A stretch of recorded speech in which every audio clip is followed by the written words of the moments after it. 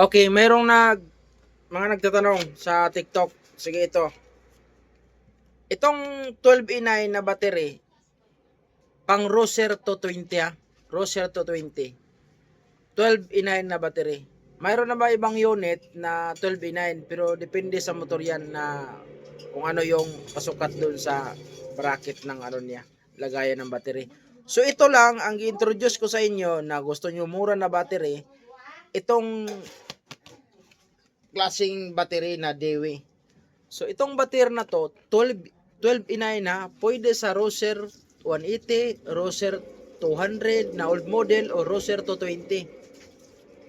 Ang mura nito, para makapag order kayo ng murang ganitong battery at goods naman, kita nyo yellow basket. Yung yellow basket na may nakalagay na click here. Yellow basket, may nakalagay na click here. Click mo na para makapag-order ka. Kasi palitan nyo nga battery nyo nung mabot ang 2 taon, 3 taon, palitan nyo na. Murang-mura lang ito. Basta i-click nyo lang yan. Makikita nyo yung presyo.